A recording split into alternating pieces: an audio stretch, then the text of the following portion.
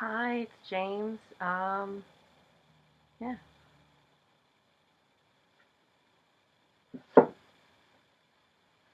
Today I'm reading Chapter 3 of Night Flying by Rita Murphy. We'll just get into it this time. Chapter 3. Sunday morning, I wake later than usual because of the wind. All night it blew.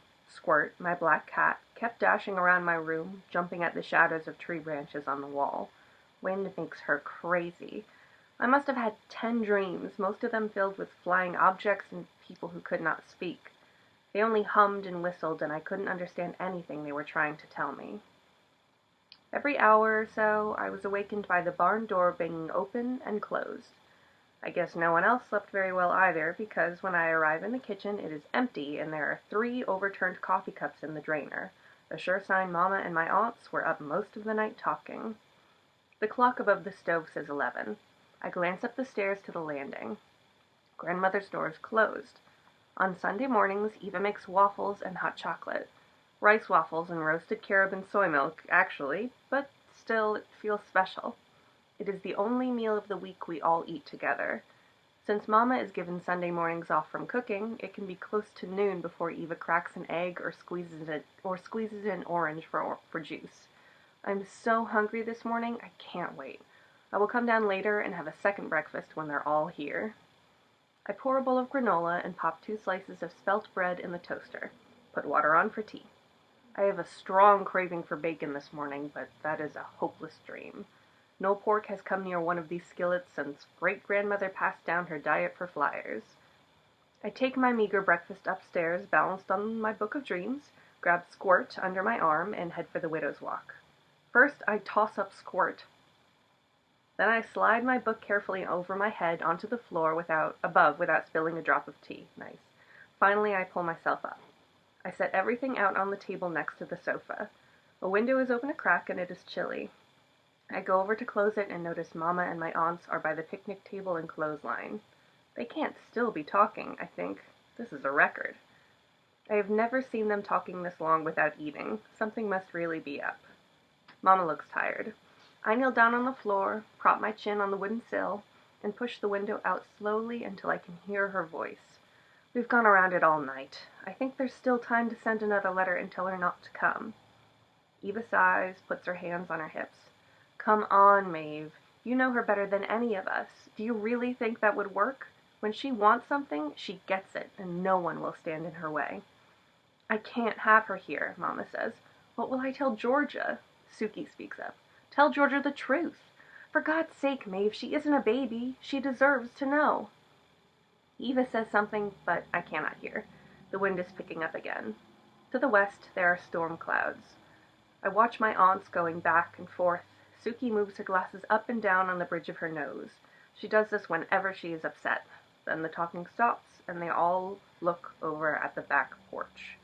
Grandmother is standing in the doorway. The wind must have awakened her. Breakfast? She says.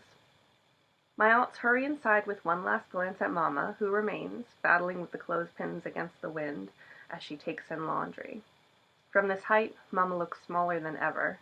Her delicate frame makes her appear frail, as if the next strong gust might carry her away. I decide to stay upstairs. No one will miss me this morning. They are all too preoccupied. The storm clouds are getting darker. The sky to the north is blue-black, clouds moving fast.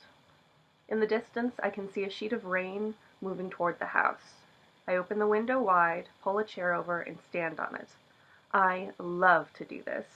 I love to feel the moment the storm hits. I close my eyes and listen. The rain pelts against the barn, the porch roof.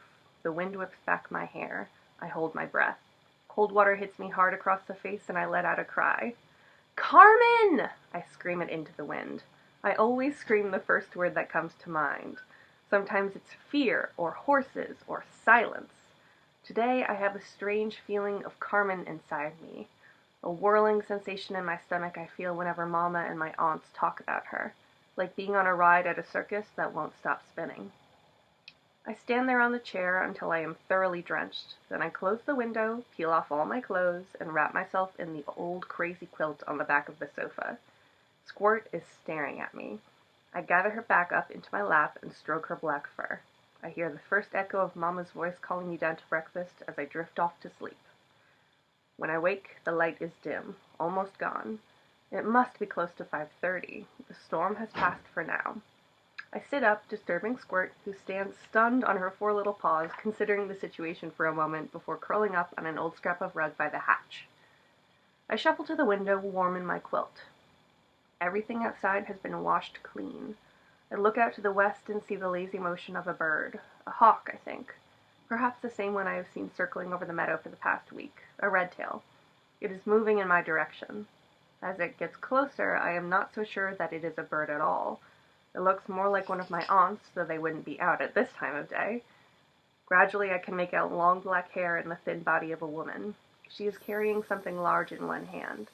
She circles the upper meadow twice and descends rapidly into the clearing below the pines.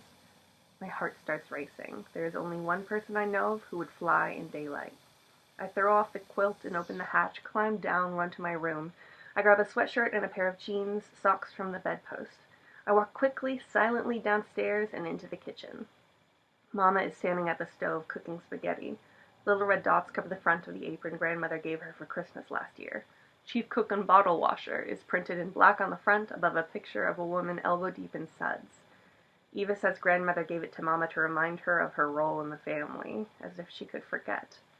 These are the kind of gifts Grandmother gives, if she gives any at all. "Georgia, honey, where have you been hiding all day?" Mama asks, preoccupied with the pot in front of her. I don't reply. I come up close to her. "No, come back!" My dog. I come up close to her and put my hand on the small of her back. She smells like garlic. "Mama," I whisper, "she's here." "Who, Georgia?" she asks cautiously. "Who is here?" "You know," I say. "Carmen. I saw her land in the clearing." Mama stares straight ahead at the wall behind the stove. "Mama?" I am waiting for her to respond. She seems lost for a moment, then snaps to attention. "Wait for me in the mudroom," she says, untying the apron from around her waist. "I have to think of something to tell your grandmother." She hurries into the dining room. I go out to the mudroom and slip on the heavy purple and blue sweater Suki knitted for Eva a couple of years ago. It has been in the mudroom so long, it smells like old geraniums and dampness. Mama joins me. She grabs one of my jackets. All our clothes are interchangeable. Excuse me. Mama takes the Coleman lantern from the hook on the wall and lights it. We slip on our boots and head out. We climb the small hill that leads to the clearing. The lantern swings before us. I hear Mama breathing, the bark of a dog down in the valley. We are silent. It takes us about 20 minutes to reach the clearing, a circle of flattened grass surrounded by pines. We hear a woman's voice humming low and steady. Mama grabs my elbow. "Georgia, I don't want you to take anything she says seriously. She's like a child. She enjoys playing games. Promise me you won't listen. Promise me, Georgia." "Sure, Mama," I say. "You know me. I don't listen to anyone." She smiles. It's dark now, so I can't see her, but I can feel her smile. Her grip on my arm loosens. We enter the clearing. There is a dark figure hunched over a small fire. The figure stands up and faces us. "Ah, the welcoming committee!" A laugh. "Maeve, is that you?" The figure walks towards us, and Mama holds up the light. "Are you alone, Maeve?" I step out from behind Mama into the glow of the lantern. Carmen's face comes into the light, and I see her for the first time.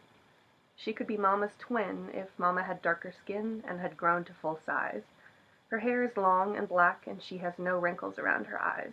The shadow of the lantern plays against her olive complexion, making her beautiful and then hideous. Carmen comes close and places her hand below my chin. "Beautiful, Maeve, isn't she? Just like we thought." Mama puts her arm around my waist. I have no idea what they are talking about, but the hand on my chin makes my skin feel cold. "Georgia," Carmen says slowly, as if trying it out for the first time. "Hello, Georgia. I'm your Aunt Carmen." "I know," I say. "I'm the one who saw you land here." She nods and lets go of my chin, keeping her eyes on my face. Then she turns and moves back to the fire in the clearing. "I'm going to fly down to the house." Her voice comes out of the darkness, a voice without form, speaking to the air. "Will you take my bag?" Mama doesn't answer. My arms are tired. I've been flying since early this morning. There was freezing rain over Toronto. Nasty. She kicks some dirt on the fire, smothering the flames. Did you tell the old lady I was coming? No, Mama says. You know how she feels. You'll have to stay in the studio tonight. Oh, Maeve, still trying to hold back the floodwaters. Some things never change. She starts running without any goodbye or see you later. She doesn't run far before she is soaring up and over the pines. I walk over to the smoldering fire to pick up the black sack, but Mama calls to me. It's late, Georgia. Leave it. She can come back for it herself tomorrow. Bring the lantern, will you? Unlike me, Mama dislikes walking home in the dark. She does not have any native blood running through her tiny veins. By the time I reach the porch, I can see a light on in the studio on the second floor of the barn. Mama has already gone inside the kitchen. My aunts and grandmother are seated at the table. I watch them through the glass. Grandmother stiff and serious, Eva waving her arms around her head as she speaks, Suki fingering scales along her napkin, Mama at the stove silently filling her plate with spaghetti. It is like a play, and I am the audience. Not one of them at all. Just someone passing through, walking by their window on a fall evening, looking in. I feel at moments like this that I don't belong. I've never belonged. Somewhere there must be a missing link that could connect me to them, close the gap between us, if only I knew where to look for it. I open the back door and walk quietly into the warmth of the kitchen, help myself to a plate of food. I'm starving. I haven't eaten since breakfast. Hey, it's about time, says Eva. We were going to send out a search party if you didn't come soon. Grandmother casts a disapproving look at Mama. Really, Maeve, it's bad enough you were out in the evening air with nothing but a thin jacket on, but Georgia has her solo next week. We can't have her getting sick. Mama looks at me, then at Grandmother. We needed some mother-daughter time, she says quietly.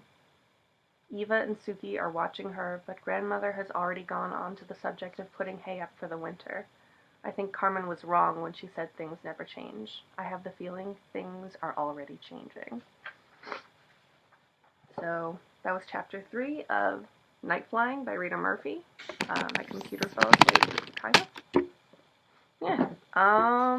Bye.